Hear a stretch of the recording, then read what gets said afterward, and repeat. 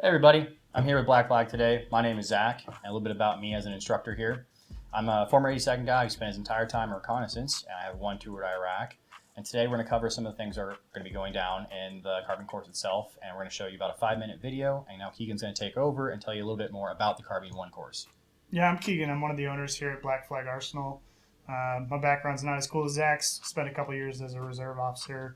Other than that, I come from a tech background, so you'll probably see me doing a lot of the nerdy stuff that we have planned for the channel for future videos. But this video is, like Zach said, the first 5 minutes of about a 3 hour class. About 4 hours, depending on the shooter. We got the first 5 minutes here for you guys for free. If you're interested in the course, you can hit us up on any of our social media. If you want to see, obviously, the rest of the course, you're going to have to take it. But this really is for new shooters all the way up to advanced. We ramp it up. The gentleman in this video was relatively new to shooting rifles, so it is a good kind of cover of the basics and fundamentals of shooting. If you guys have any other questions about the courses, you can always reach out to one of us on either our social medias. You can call the shop. You can come into the shop and hang out for a bit. That's how I got to know these guys. And as far as questions on whether you're a new shooter or say you're a little more advanced, you kind of just want to do some more fun things at the range in a safe way, of course. We have plenty of really awesome drills we can run that'll really test even our more advanced shooters, including myself. So if you guys have any questions, like I said, reach out to them, reach out to me. We have our socials. You'll be able to find us. You have my social? Yeah. I hope you guys enjoy the video. Let's start with where we're going to hold the weapon first. So a lot of guys will tell you, get out as far as you can, right? The issue with that is the second you come out here and you want to C-clamp the gun way out here, is now I've torqued my body this way, right? So now I'm bladed to the target instead of getting square, because hypothetically in a situation, if you are wearing something that's like whether it's soft or hard armor, you want to get square with the target because you don't want to get your sides exposed. You don't want that exposed. You want to be able to absorb rounds into your chest where your armor's at. So if you grip it further back, about here, where you should feel comfortable, you shouldn't feel like your MP5 gripping it, but about here, and this way, you can get more square and more flat against the target. So you just want to give that a couple reps, see how that feels to you. Bring it back just a tiny bit, maybe a little bit further out. How's that feel? That feels good. Okay, so we're going to start with that being your hand placement, and the next thing we're going to do is we're going to work on straight into low and high ready. So low ready can be one of two things. So low ready can be this. It can be just hanging out, chilling, and low ready can be this. Now for the purpose of today and the drills that we're going to be running, this is going to be our low ready. So you're going to have your hand placement where I just showed you, or where you feel comfortable at, where you can still be square to the target. So you're going to have that right there, and then you're going to take this little corner, right, and you're going to shove it in the pocket. You don't want to use the entire thing against your shoulder, because that's what's going to create that, like bringing your neck and your head down into the buttstock and trying to find the dot. So what you're going to do is you're going to grip it, get square, get a good stance. So kind of blade your stance out a little bit. Do you ever played football or what you watch football? Yeah. Okay, so it's almost like getting into a 3-point stance. You want to have your feet about shoulder width apart, and you want to kind of have that offset athletic stance. So you're right-handed. So have your left foot just a little bit forward, about halfway past your right foot. You kind of want to get a little low, kind of get into the squat. That kind of gives you some more. So just go ahead, get where you feel comfortable. All right, grab your rifle, and then dig that corner into the pocket of your shoulder. So bring it down to low ready, probably about right there. And then don't move your head. Just bring the rifle up to your face. You see how it's on your chin now? Mm-hmm. Okay, bring it back down. Up. Okay, down. Up. All right. So that's what you want to do. Your head shouldn't be searching for the dot. You want to bring the dot to your eye. Because one thing you don't want to be doing is bobbing your head around trying to find that dot. You should always bring it to your face. So same thing, like that's how we would teach a pistol course too, is you don't come here and then do this. You come up. Just where your head is. You don't want to see any really head movement unless you're doing some like barricade shooting, right? So just make sure when you're doing that, it stays kind of high up into that pocket, right? Try to find a good spot. There we go. So kind of high up in that pocket, and then it's here. And I can see straight down my reticle and I'm not really even having to move my head. Now we're going to start integrating safety selector management into the ready up. So it's going to be, for all intents and purposes, this first target right here. You're going to aim center mass on that, right? So you're already ready in your stance. I'm going to tell you to go up. You're going to come up, and then when you have your sight pictures ready and you have the target, then I want to just see this. And then I'm going to tell you down, and you're going to go back to safe and bring the weapon down. And we're just going to do that for a few reps until you feel like that's pretty good. Up, down. All right, and then we're going to start working into trigger squeeze. We don't have a round, so it's not going to reset. So just real quick, you're going to come back on the gun, rack the charging handle, and that's how we'll reset. Up. Reset. Oh, safety.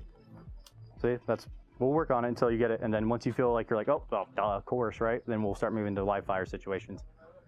All right, so something else. So when you're coming up here, right, and I'm telling you to reset, and you're using your firing hand to come back on the bolt like that, instead of doing that, do you feel more comfortable doing that, or do you feel more comfortable if I tell you to come up, right, bang, and then use your non-firing hand? Come back here. Maybe this will help you get a little more purchase. Yeah, I think the non, because this nubbin's kind of in the way on that. Yeah, because this is going to create a lot of, you're going to bang your knuckles up and shit. Yeah. So go ahead and we'll switch hands, and we'll start using our non-firing hand. Okay. So we'll get back in the pocket, and we'll just do a couple more times just so we're used to it. Okay, so now what we're going to do is we're going to slowly let off those 5 rounds into the center of the target, like I said before. So you're going to slowly use just this middle section of your finger. You're going to squeeze the trigger, slowly back. You're going to go bang. It should almost surprise you when it goes off. And then when the gun fires, we're not going to immediately let the trigger reset. We're going to pin the trigger to the back, and then we'll slowly let it reset, and then we'll fire again when we're ready. This isn't a race. Don't feel like you're being rushed. I could sit here for 2 hours and watch you fire these 5 rounds. That's totally fine with me. Back out of there. There we go. All right, we're gonna walk down there and we're gonna go look at your target, and we'll see where you're at. Explaining, here's point of aim, here's his point of impact for a 50-yard zero. All right, yeah, dude, I'm more than happy with that zero. I don't think we need to do any adjustments. I wish I had my cameras. Let's start working on singles and doubles. We'll start doing some live fire, kind of what we were doing back there earlier. Let's actually get off the range and let them shoot. But kind of like back there earlier when I was having you just do like the ready ups. Just like manipulating the safety. So now we're just going to throw 1 round into it. We'll do that a couple times. We'll go, I'll say up. You'll fire the 1 round. You'll put it back on safe. Come back down to the low ready. You're going to do that 5 times. Okay. So on my command, you'll raise the gun up, and then you're going to go fire 1 round, put it back on safe, bring it back down. Okay. Is the shooter ready? Up. Up.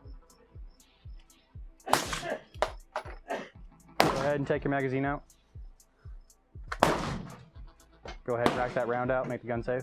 There you go. All right. So where were you aiming at? So I was putting my top on just center, knowing I knew it was going to be a little low, but. Yep. So you can already kind of see where those 5 shots were. All right, so that's kind of how I was talking about like height over bore earlier. So say you wanted to hit that center mass shot where the stippling is in the middle, you probably would have aimed like an inch or probably 2 or 3 inches higher, and then you would have been able to hit that spot. And we'll get into that. We'll work on that with primarily like I'm never going to tell you to do a headshot, but just for the purpose of learning height over bore, we're just going to work on the head box for that alone, just because it'll give you a better understanding. Because you almost have no reference other than the head box itself to go off of. And I think that'll build kind of a better understanding of height over bore, because you're not cheating and using the target for like measuring how far your optic is. You know what I'm saying? Yeah. Okay. So does that feel pretty good though? You feel confident in that? All right, we're gonna rip off. We're gonna do 2 rounds now, 5 times. Just kind of same drill, except it's 2 instead of 1. You were doing just 2 rounds. Shooter ready? Up.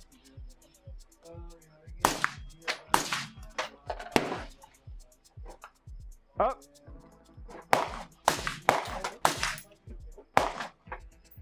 And the difference is your emergency reload is I am bang, bang, bang. I'm still in a gunfight. I need to get this empty mag out of my fucking gun right now and get the next mag loaded. That is your emergency, oh shit, like I need to reload it now.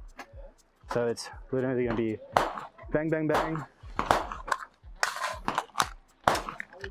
back on. And so after doing that, I don't know how many fucking times I've done that. Yeah, you'll get a lot quicker. So I'm not expecting super high speed. So if you literally want to take it at crawl space and literally like drop the magazine out, slowly insert it, and then you're gonna hit this. Oh, well, I guess, right? Because on an emergency reload, you're out of ammo, so you will get. Yep. So you'll be in this position. So you'll know right away when you're bringing up the magazine and getting it in. You kind of want to hold the magazine. So the best way to do it is. We'll go over this too, because Yeah, when you have them staged, you have it staged so it's angled back or angled so I do forward. Everyone hates me for it. It's a personal preference thing. A lot of dudes do backwards, and I'll tell you why. So a lot of guys will run their mags like this. And the way that I've kind of always explained it in my head was one is outside the waistband reload, one is inside the waistband reload. And the way that that works and the way that that looks is right now this is the outside the waistband. This is where you're going to see more typical. I'll let you try both and see what you feel more comfortable with.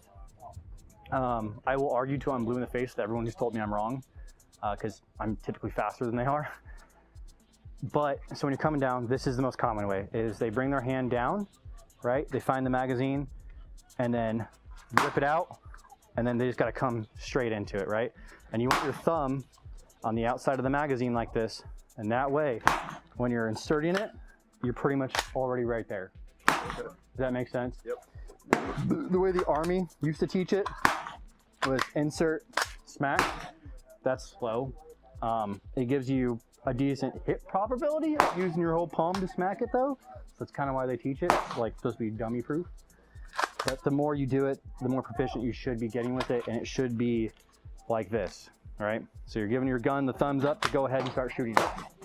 That makes sense. So then I'll teach you my way of doing it, which is inside the waistband. So the way that I go is instead of bringing it back like this and grabbing it, is I go down. So I will kind of swim down, pull it out, and I'm still in the same position. Does that make sense? Yep. So go ahead. Here you go. I got one. Oh, you got, is that one empty? Okay, so you need one for empty and one for, well, you need both. You need two empties. One for in the gun, and you're gonna drop it, and you're gonna insert the next one. To come over here today. I knew that. Eject the magazine.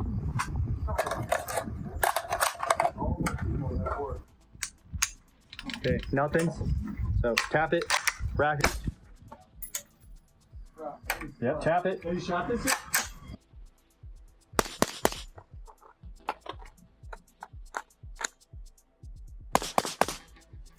If you've made it this far in the video, thanks for watching. Consider subscribing. We'll have a lot more content coming out soon. If you're interested in taking the course, hit us up, just like we said at the beginning of the video. We're on all the social media platforms, or drop it in the comments, and we will see you in the next video. I think I can piece that.